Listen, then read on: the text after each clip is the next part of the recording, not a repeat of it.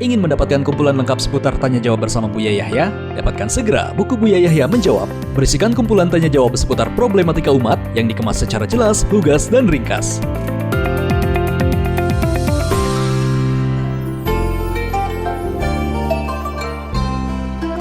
Assalamualaikum.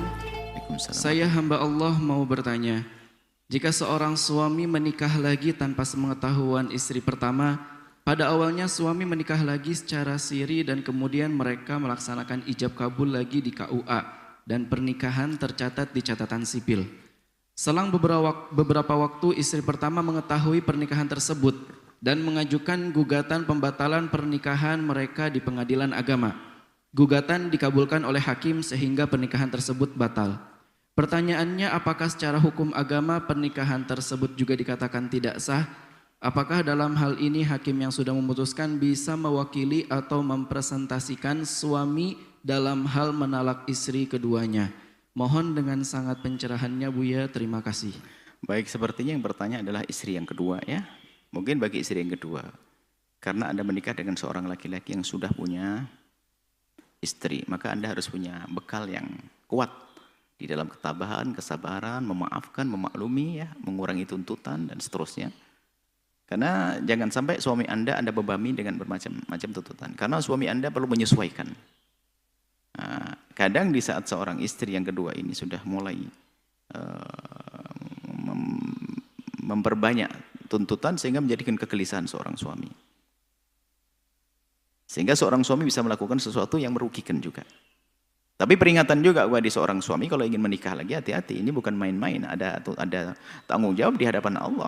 Jangan pernikahan 2, 3 itu hanya sekedar main-main. Harus ada tanggung jawab di hadapan Allah Subhanahu wa taala. Mana tanggung jawab nanti apa? Harapan-harapan ke depan itu adalah dia bertanggung jawab bukan hanya sekedar harus ada tanggung jawab di hadapan Allah. Dan bukan main-main. Baik, kemudian ini nasihat buat istri. Istri yang pertama, jika menemukan suami harus dinasihati semuanya. Istri yang kedua harus dengan ketabahan. Suami jangan asal nikah, harus ada tanggung jawab. Kemudian istri yang kedua ini harus betul menjaga. Kalau selama ini memang tidak tahu ya Anda jangan menuntut untuk tahu, kasihan suamimu. Takut dia terbebani. Kemudian juga istri yang pertama juga kasihan juga. Mungkin dia merasa terbebani juga dengan semuanya. Paling tidak damailah, yang penting semua terpenuhi. Punya anak yang soleh-soleh, bahagia. Istri pertama adalah jangan sampai membatalkan atau menuntut perceraian kepada suami, perceraian suami yang pernah menikah dengan cara yang halal. Sebab disebutkan dalam riwayat, yang demikian adalah termasuk dosa. Lalu apa yang dilakukan? Anda sabar. Saya nggak sabar. Sejauh mana ketidaksabaran Anda? Ketidakmampuan Anda seperti apa? Nggak kuat, nggak bisa dibuat-buat. Tapi kalau nggak kuat, nggak kuat, belajar. Nggak kuat, kalau sampai mengarah kepada bahaya kepada dirinya, maka di saat seperti itu beda babnya. Seandainya minta pisah pun menjadi sah karena dia tidak kuat benar, bukan hawa nafsu. Tapi tolong yang banyak hawa nafsu, hanya dengan hawa nafsu. Karena orang nggak kuat nggak bisa dipaksakan. Tapi jangan dikit-dikit minta cerai, enggak. Mending ditata hati, apapun bentuknya, mungkin itu adalah suaminya, sudah punya anak dan seterusnya, tata hati. Nah ini kalau enggak kuat. Nah kemudian jangan menyuruh mencerai. Jangan menyuruh mencerai. Bahkan minta cerai juga enggak boleh. Seorang istri yang minta cerai tanpa ada sebab juga tidak dibenarkan.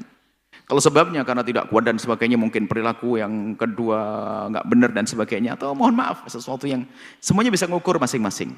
Yang jelas jangan gampang minta cerai sebagai seorang istri yang pertama, dan jangan juga nyuruh cerai yang kedua. Akan tapi itu semuanya sudah terjadi dalam syariat, artinya suami juga menikah, maka ayo bagaimana cara berdamai. Biarpun ada rasa sakit, dalam hidup masih ada sakit, tapi di balik sakit tentu ada kemanisan yang luar biasa. Yang Allah berikan, Allah janjikan kepada siapapun yang sabar. Kemudian masalah perceraian, nggak bisa secara hukum itu kalau seorang yang tidak ada hubungannya dengan suami dan istri mencerai, nggak ada. Perceraian itu baru berlaku ya, di saat suami tidak ada sama sekali. Suami tidak tahu di mana rimbanya. Kemudian mahkamah berperan di sini. Biarpun itu adalah khilaf mazhab Syafi'i, nggak bisa kecuali sampai diperkirakan sudah mati. Mazhab yang lain berkenakan. Seperti mazhab Malik dan yang lainnya. Akan tapi di dalam suami yang ada, alamatnya jelas dan sebagainya, istrinya juga ada, nggak ada siapapun bisa menceraikan. Mahkamah nggak bisa mencerai, tiba-tiba mahkamah si fulan cerai nggak enak banget, nanti lah. Ini bahaya kalau dibuka celah ini. Tiba-tiba ini ada cerai fulan cerai dibayari 100 juta, nggak bisa mencerai. Kecuali ada tuntutan dari seorang istri minta cerai dengan alasan yang bisa diterima, atau suami sendiri mengajukan untuk menceraikan. Kalau nggak ada salah satu dari duanya nggak bisa. Istri kau istri yang lain nggak bisa. Dan nggak akan jatuh cerai itu apapun bentuknya. Nggak bener istri tidak.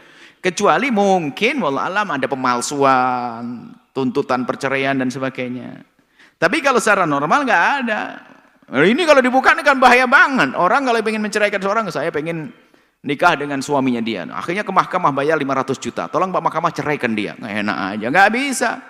Jadi perceraian itu bisa karena pengajuan seorang istri, apakah nanti namanya khulu, atau seorang suami, atau memang karena cerai seorang istri dirolimi ngajukan mahkamah biar dicerai oleh cerai hakim. Tapi kalau tiba-tiba nggak ada ini, nggak ada apa-apa, hanya tuntutan orang lain, kedua orangnya suami istri yang nggak ada urusan apa-apa, tiba-tiba orang lain, apakah istri pertama ngajukan cerai, nggak bisa mencerai istri kedua, nggak bisa, membatalkan nggak bisa. Seperti itu, ya, tidak ada. Setelah ini kami himbau tetap berdamai, berdamai baik-baik ya.